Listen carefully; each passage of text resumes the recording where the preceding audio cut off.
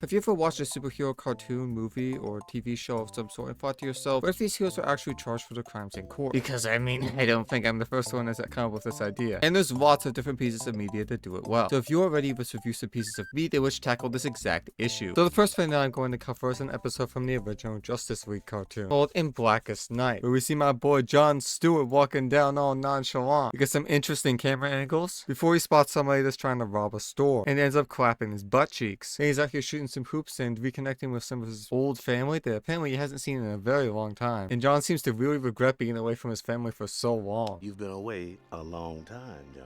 Maybe too long. And then we see some randos, which probably have no relevance to this plot at all. I don't even know why they decided to include them in this scene. What is this guy? Lightning Bolt Man? Angel Wings? And the Blue Goblin? Although I do have to commend them for having some W-Riz. Is there a Hawk Boy? I'll be doing maintenance. Gonna thank me?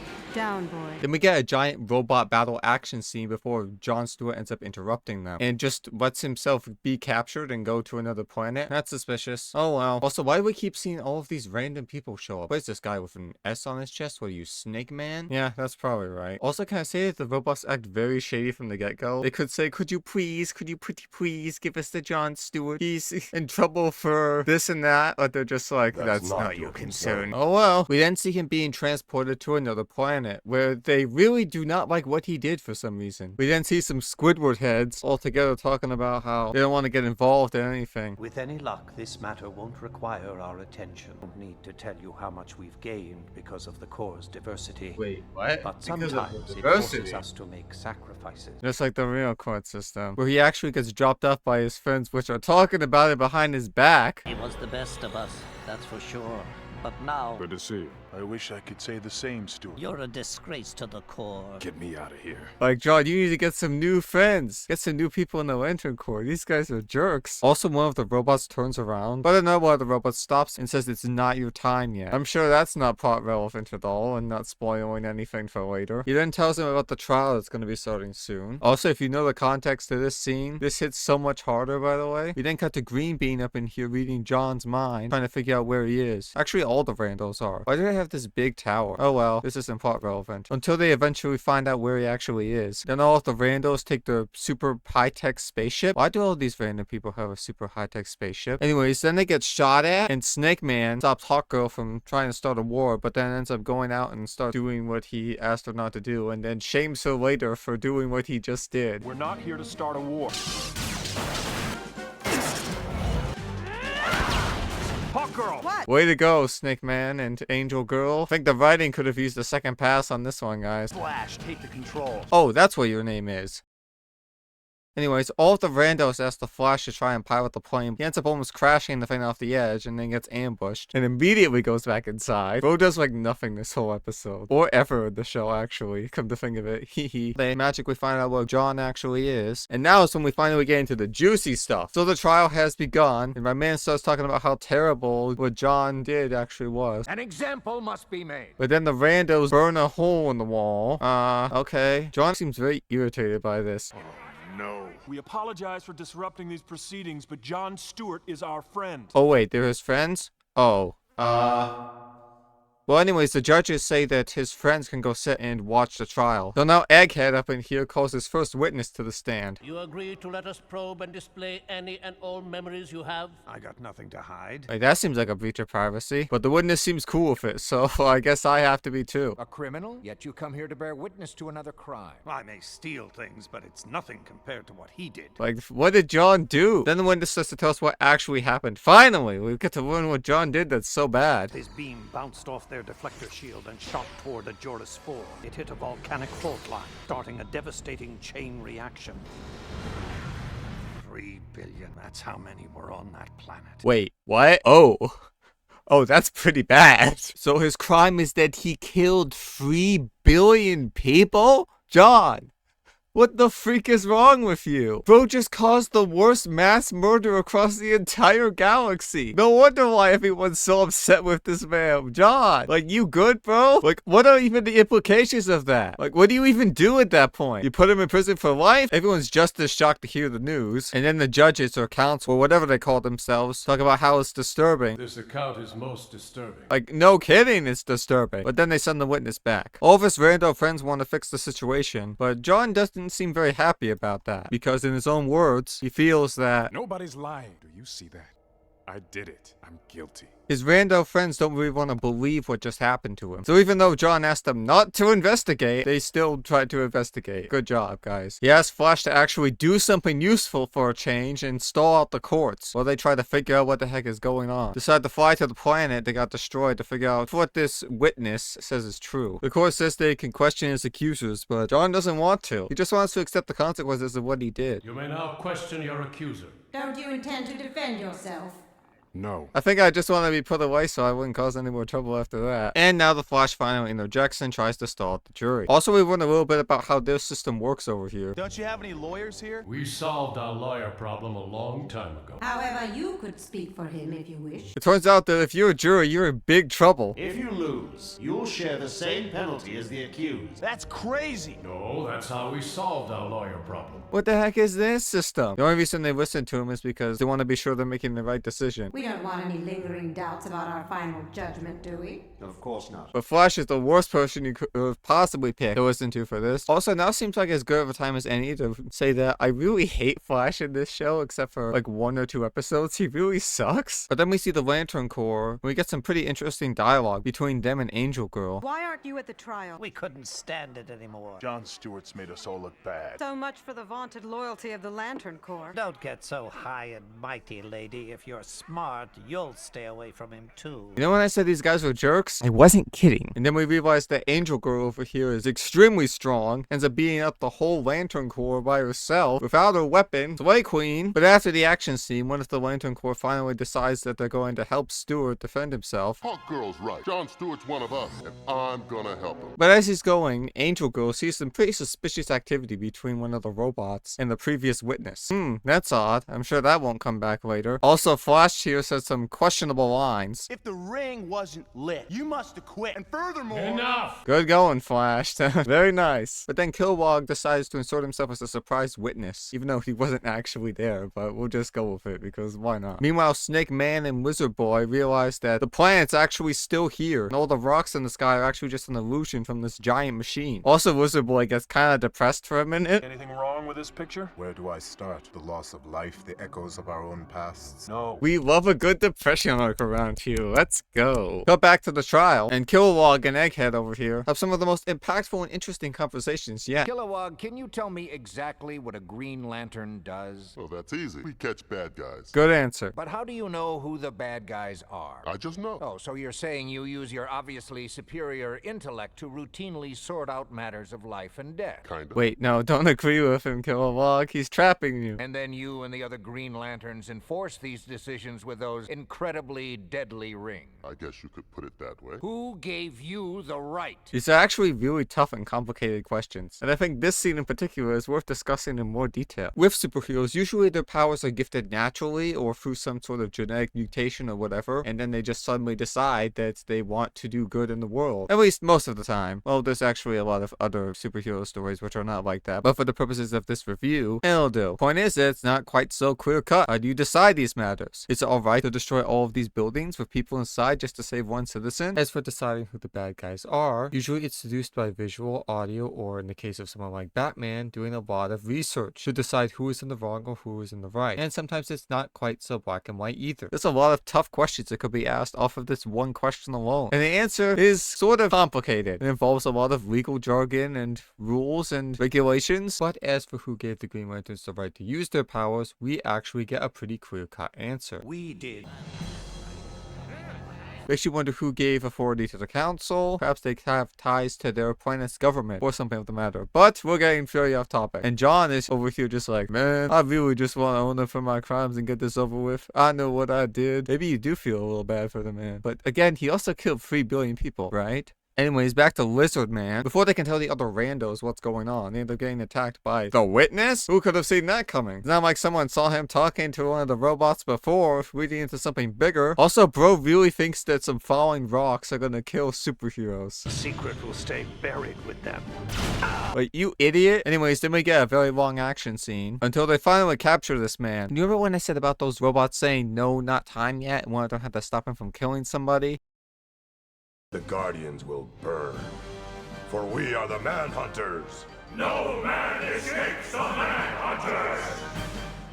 The robots have all gathered together and are speaking some mumbo-jumbo bad guy jargon about taking over the world and avenging their people or something. Also, we get even more conversations between the Council and Egghead over here. It's true that we Guardians control the Lantern Corps' power source, but the individual Lanterns have complete autonomy. So if one of them does something wrong, it's not your fault. Fair assessment, honestly. You misunderstand. We give them autonomy because we trust their experience and... No other questions. We demand an immediate judgment. I object. I'm sorry, but if I was in your shoes, I wouldn't trust any AI. Trust me, I'm from the future. I know. Or are you also from the future? Wait a minute. What is the timeline of the Justice League again? Forget it. I'm sure so one of you guys will tell me. Also, the Council now deliberates surprisingly quickly, I might add, and ends up finding John Stewart and the Flash both Guilty.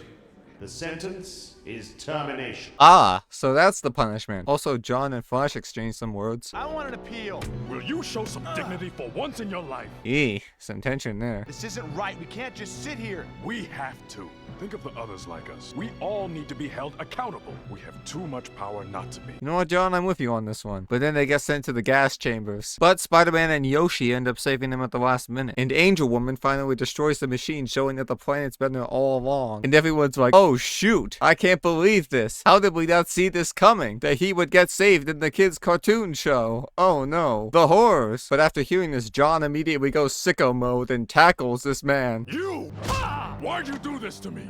Why? For money. Whose money? The Manhunters. And they also finally learn that the Manhunters are the ones responsible. John, you almost killed this man. He had to pull himself back. We then learn that the Council are actually the ones that created the robots in the first place, before the Corps even existed, and eventually reprogrammed them for lesser duties, without realizing that they had gained consciousness and actually wanted to rule the world. So we then start playing Manhunter Battle Simulators number 3, The Awakening, and get a great big action scene, before the Manhunters eventually make it inside, and the Council can't hold up the shield anymore. Also, John does this. Take it as you will. Oh, dang it. I finally called him by his proper name. The secret's out. Darn it. And then it comes down to just John and the robot fighting together. Or the Manhunter, I guess I should say, now that the secret's out. And then we get a great big beam clash as they start monologuing. Not till we've regained what is rightfully ours. It was never yours. It was always the Guardians. And they betrayed us, just as they betrayed you. But in a surprise twist, John actually doesn't end up stopping the Manhunter in time, and says a line that feels like it belongs in He-Man. But then, just as quickly as he absorbs the power, John plays a reverse Uno card and says the thing. He says the mantra, and he sucks him back inside of his ring. Well, that was very short-lived. Wish we could have seen him actually do something with his power, but oh well. We chose wisely when we offered you the ring. Oh, now you want to suck his butt. But before it was like, oh, all is lost. Like, shut up. Him and his randos all realize that they finally won. And John goes back to talk with his other friends from the Lantern Corps. And they all hit John with the, John, good work. I guess we were wrong about you, John. We should have known better. and then John hits him with the, Yeah, you should have. ouch. And then John and his randos are further away in one of his magic bubbles. Are you all right, John? You believed in me, even when I didn't believe in myself. Hey, what are friends for? Let's go home. And that's the end of the episode. Now, I will say that this episode definitely has its flaws, especially with a little bit of the writing. Like when Superman says not to start a war and then basically just ends up attacking them anyways. Great work. Or at the end here when the monster gets all the power and then gets to do nothing with it and just gets defeated instantly. But overall, there's definitely some good stuff in here. And it's a pretty solid episode overall. However, it's not the only cartoon that we're going to be discussing today. Enter a bit of a lesser known piece of media, the Fantastic Four cartoon. This episode is called Trial by Fire. Also, this show's intro and music is so good that it should be illegal. So this episode starts with Johnny Storm driving in his car and being chased by an alien robot. The robot starts shooting its laser at him, and he decides that he just suddenly watched Initial D. He's told not to attack the robot, but does so anyways, because he's an incompetent loser. Slams the car right into him. That's gotta be a waste of what? $200,000? You could have just hit him with one of your fireballs. That's his third car this month. Oh, it's that bad. Oh, he actually does throw fireballs at him. My bad. You think that slamming the whole car into him would take him out? Anyways, his friends come in on their own super plane. Why does every fan review have a super plane in it? Johnny's excited about it, but everyone else is like, bro, you just wasted $200,000. But the way he said it was so bad that he suddenly decides to die of cringe. Reed over here tells us that Johnny's in another dimension and his sister passes out. The thing gives Reed some sick burns real quick. Remind me to never have you cheer me up. Well, he's alive and well, just in another galaxy. When she wakes up, try to have a better answer than that. They also learned that they had some charity fundraiser that they were supposed to attend, and the thing says he'll cover for him. Nice. Anything for the kids, right? You got the hard job. Finding Johnny? Keeping Susie from Tiny and Nuts. We didn't see that he's been taken to some kind of coliseum. Jonathan Storm. Sis? Man, you sound horrible. Yeah, you deserved to die of cringe. And is being judged by Ronan, the accuser. He tells him that he's been charged with some serious crimes, and that he's going to be judged. Let's go, 2 trials. Johnny tries to leave, but is too weak to break through the giant dome that's trapping him inside. Back to the fundraiser, the thing shows up in spectacular fashion, and accidentally pulls a SpongeBob reference by being such a big klutz. Back to Reed, where he's trying to figure out where Johnny is, and says that it might take a while to find him, but Susie doesn't like that. Anywhere in the universe, Where is my brother? And finds him immediately. So anyways, right after a nuke goes off and everyone dies, the end. And that's the end of the episode. Cut back to Johnny. Under Kree law, you have the right to be terminated on your home planet. Terminated? Why does that sound familiar? Guilty. The sentence is termination. Is this what would happen if the Flash was on trial? Will you show some dignity for once in your life? Reed tells Susan that the nuclear bomb has a crazy amount of energy, but she doesn't care. She just goes in to save her brother, which I do have to respect. This energy, the readings are off the scale. I'll show you off the scale. I'm sure there's a fat joke in there somewhere. Kronk, or whatever his name was, proceeds with the trial. Trial? Do I get a lawyer or anything? Nah, this really is if the Flash was on trial instead of John. That's crazy. Call this a trial? I say it's a joke. Don't you have any lawyers here? Trial? Do I get a lawyer or anything? He has a pretty big choice to make here of who's going to decide to be his judge. Accused has a right to choose his own. Reed Richards! Oh, Reed dies because he's a nerd. Johnny's happy to get Reed in there, but Reed's more interested in the Coliseum itself. You're my lawyer! Go! An extraterrestrial race, but with uncanny similarities to Roman culture. Yo, Reed! Yeah, I would be too. I would not want to save him. But he eventually gets his act together and plays with a lawyer. And Kronk over here says that he can choose to witness it. I wonder who he's gonna pick. I don't know. Go back to the ceremony, and the thing is playing with the kids. And then he dies because he played with the kids. And Susan dies because she's a blonde. Reed asks for Johnny's charges to be presented, and Kronk agrees. Apparently, this isn't the first time that Johnny's killed one of those robots. It snuck up behind me! Using a simple scanning laser. By that time, it was kind of a habit. By that time, it was kind of a habit. That's like saying, well, I've been drinking for so long, and I might as well keep doing it. Like, bro. Reed forces Johnny to say that he's sorry, even though he doesn't mean it at all. I am totally sorry. Sorry. It won't happen again. Kronk over here says any attack against their drones is considered an attack on the Empire. Attack the Empire are judged. Susan tries to cover for him, but is caught in 4K. He's a good, responsible person. Have you lost your mind? How could you be so irresponsible? As well as literally everybody else on the team. Sure, he's sure on brains, but... Johnny is so sorry about this that he's literally laughing in court. Like, bro, could you imagine if you killed somebody, and as they show the footage of him doing it, he just starts laughing? Like, bro. And because this guy is a walking toddler, he's judged as hostile against the Kree Empire. And will be terminated forthwith. In other words, he's guilty. How did the Kree feel about appeals? Bro, do I need to make the Flash joke again? I want an appeal. How did the Kree feel about appeals? And we get a big long action scene, where the most important part of it is that Kronk flings one of the robot lions into the stands, and Johnny saves one of the Bruce Smurf children. This act alone forces the great and powerful Wizard of Oz to appear. For saving the life of a Kree, the Earth Dwellers will be spared. Kronk starts letting his ego get the better of him. This Johnny Storm has defied me, mocked me. Let me destroy them! And the Ozhead suspends their sentence. Silence! Foolish, but not an enemy. Their sentence is suspended. And Kronk gets extremely mad, and then dies of rage. And then everyone else dies too. The end. And that's the end of the episode. Susie hugs her brother, and Johnny actually apologizes for doing bad things. I did a lot of thinking last night. I just wanted to thank you guys for bailing me out. I'm really sorry for causing you so much trouble. I never thought I'd see the day. Good writing, I guess. I don't know. Although when he goes to apologize to the Thing, he does still prank him. And that's the real end of the episode. So while this episode of the Fantastic Four was definitely more funny than the episode of the Justice League, and maybe even more consistent when it comes to the writing, it doesn't quite have the same sauce. I kind of like how the Justice League episode tackled the issues in a more serious manner. But I'm just a guy talking on the internet, so what do I know? You should share your own opinions. However, I believe it would be a crime if I didn't finish this video off by talking about The Incredibles. And yes, I know that this is called Cartoons on Trial. You can judge me in the comments section and decide whether or not The Incredibles counts as a cartoon or more of a movie or whatever. Or if 3D cartoons count as cartoons at all, okay? The Incredibles. Everybody loves The Incredibles. You know, that movie about a superhero family that's suppressed and hated by the government for simply existing. You know, that movie. Everyone loves The Incredibles. Now, of course, I'm not going to be covering the entirety of The Incredibles in this video. That would be kind of ridiculous. But we are going to cover the beginning of The Incredibles. It sheds a lot of light on the court system and, well, superheroes. Actually, wait, this is more of superheroes on trial than it is cartoons on trial.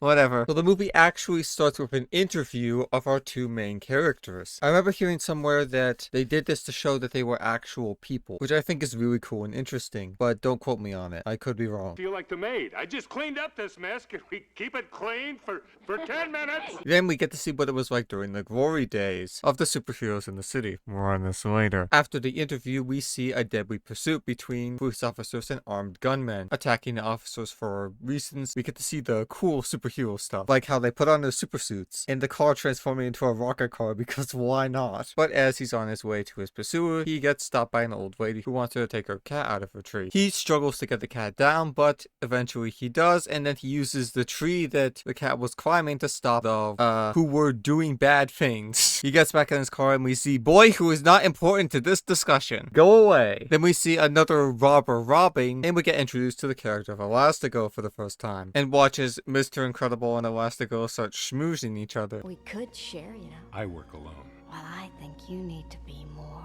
flexible. Then we see Frozone chasing a helicopter, and he reminds Mr. Incredible that he should be getting ready for something. Something tells me this man doesn't have it all together. But then he sees a man jump from the top of a building to do bad things. So obviously he decides to save the man. I think you broke something. Well, with counseling, I think you'll come to forgive me. Then Mr. Incredible senses that there's a bomb in the wall, and French robbers be robbing. Oh, I guess you are important to this discussion. Bomb Voyage bombs the boy, and Mr. Incredible helps him get it off, at the expense of blowing up a bridge, with a train track on it, and a train coming, which he just barely stops in time. He gives Incrediboy back to the police to send him home. I can help you. You're making a mistake, Incrediboy. You're not affiliated with me. And then drives off to a wedding, apparently. I wonder how many of those Mr. Incredible has been invited to over the years. It's not just any wedding, it's his wedding. And he ended up marrying Elastigirl after all. If we're gonna make this work, you gotta be more than Mr. Incredible. They say they'll be together and what could possibly happen as the superheroes. And then we get the juicy bit that we've been waiting for. Let's go. It turns out that not everybody is as big of a fan of superheroes as we previously thought. With Mr. Incredible being sued, who would sue him? Mr. Sansweet didn't ask to be saved. Mr. Sansweet didn't want to be saved. Oh, you know that guy that jumped off of the building? Turns out he did not want to be saved at all. He actually didn't get over it with counseling. So he sues Mr. Incredible for keeping him alive. Okay. And apparently that pain didn't go away with counseling either, because the injuries that he sustained that day causes him terrible pain every single day of his life. And the injury received from Mr. Incredible's actions causes him daily pain. Yeah. And 5 days later, another lawsuit was filed by all of the people that were on that train that he sort of blew up the bridge to, but also didn't, because that was Superboy's doing as well, and Bon Voyage, and that's a whole mess of worms. terms that could be covered right there. Incredibles' court losses cost the government millions. Oh, this isn't about the pain to the victims. This is about the government losing money. Ah, of course. How did I not see this coming? And he's not the only super that ended up getting sued. Actually, a lot of other superheroes ended up getting sued for their own various activities because of this one incident. It sort of caused a big snowball effect in the superhero ecosystem. It is time for their secret identity to become their only identity. Yeesh. And because of all of this pressure, the government initiates a program called the Superhero Revocation Program. The supers would be granted amnesty from responsibility for past actions in exchange for the promise to never again resume hero work. And the end of the infomercial documentary tries to frame this as a good thing, that they are still helping society by living among us. Quietly and anonymously continuing to make the world a better place. But are they really? Don't you think that they'd be doing more good in the world if they were actually using the powers that they were given? But that's kind of what the whole lawsuit was about in the first place, and that's kind of why the issue is complicated. So we've already seen the golden age, the decline of superheroes, but now we get to see the aftermath of these lawsuits, government meddling, and court decisions, as they are forced to live a normal life and keep their powers a secret. And we get to see the different roles that they take on because of this program, with Bob having to get a job in legal work, filing claims, and what's-her-name taking care of the family from home. And did I mention that they have to keep their powers a secret? And that's actually really difficult, especially when you have children that also have superpowers and want to use them at every possible opportunity to improve their lives and stuff and whatnot, because Dash actually likes to play pranks on his teachers all the time. And one of the teachers tries to prove that he did this, but obviously he's a speedster, so it's kind of hard to catch him in the act or on film or anything of the sort. Look at him being such a sneaky little guy. Look, I know it's you. He puts thumbtacks on my stool. He moves right there. Coincidence? I think not. This guy sounds like a crazy lunatic as well. Like, he's right, but because of the situation, he just sounds insane. This little rat is guilty. You can see it on his smug little face. Guilty. I say guilty. Guilty. And there's a conversation here between mother and son, which is also interesting. You always say, do your best, but you don't really mean it. We just gotta be like everybody else. Our powers made us special. Everyone's special, Dash. And Miss Emo over here has an entirely different problem. She likes boys. Oh no, the horror! And we can clearly see there's a lot of frustrations around the family not being able to use their powers because of the aftermath of the situation. We also see how this is affecting Mr. Frozone, but apparently he's on top of the world. What a guy. Nice of you to drop by.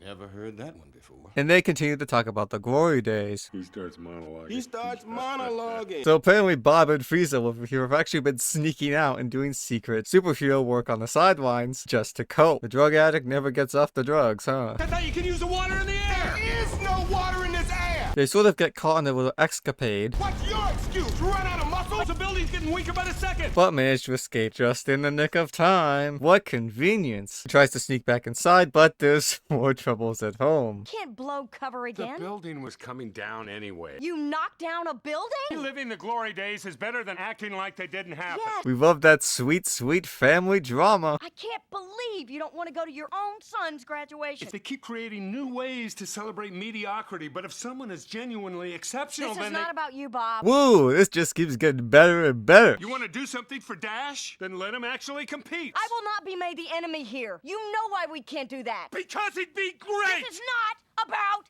you! And there's even more trouble at work. The life cycle continues. Are you saying we shouldn't help our customers? The law requires that I answer no. We're supposed to help people. We're supposed to help our people. But it all comes to a head when he sees some people getting robbed outside. And his boss says, He is getting mugged. Well, let's hope we don't cover him. I'll be right back. Stop right now, or you're fired. yep, he's had enough. And then from here, I think you can guess what happens. He gets hired by Miss Watermelon Head, fights Syndrome, and his Omnidroid, sees his friends were killed, you know, the good stuff. And it ends with the Underminer. But for the purposes of this discussion, I'm going to have to close this one here. If you want a full deep dive on the Incredibles in the future, then let me know and I'd be more than happy to cover it. Because otherwise, that's 3 pieces of media that covered cartoons on trial. I would talk about how much I enjoyed it, but I mean, come on. It's kind of hard not to enjoy the Incredibles. Great movie. But with that being said, thank you so much for watching this video. I really hope you enjoyed it. If you did, make sure you hit that like button and subscribe. Stay safe on the internet. God loves you, and we'll see you all next time. So I've been thinking about launching this channel with like 5 videos in a row, but this video took a lot longer to make than I was expecting. Not much of a surprise there, so I might have to cut that back to launching with like only 3 or 2 at once. I've actually had the idea for this video for a really long time, and a lot of the other videos that I wanted to make on this brand new channel. But I was only going to originally cover the Justice League and Fantastic Four episodes, but I added in the Incredibles because I remembered it last minute. Also, I know that there's other instances of courts and trials and cartoons and other media that I could cover, like the SpongeBob trial, for example, which I didn't include in this list, which could make for a pretty interesting part 2 if I wanted it to. But I've just now finally gotten the, I don't know, drive, strength to really do it. As for the Justice League episode, I actually really like the show, so I wouldn't mind covering more episodes of that in the future. And as for the episode we covered, I feel like I couldn't include all of the clips that I wanted to. There was one joke where Angel Girl talks to Snake Man and says something like that, "Are all you humans this bad?" And then he says, "I take that as a compliment," and that would have required a lot of extra explanation, which I didn't really feel was right. And most people know who Superman is anyway, so it just made sense to just cut the joke out entirely. As for the Fantastic Four episode, there's actually another episode which I might cover in the future. It's also another idea I've had for a while. So, who knows, maybe you'll see that as one of the 5 videos I end up actually making. But that line delivery when he says, "Yo, Reed," after Reed is talking about the Coliseum for like 5 seconds, just kills me. Also, that line delivery in The Incredibles when Frozone is like, "There is no water in this air. What's your excuse? You ran out of muscle?" It just cracks me up every time I hear it. It's great. I also don't want to just cover cartoons. I actually want to cover like movies and lots of other movies and stuff as well. So that's also on the to-do list. Whenever I get bored of playing Roblox, I just use this as my escape. So yeah, that's really all I have to talk about. So yeah, in the video, bye bye.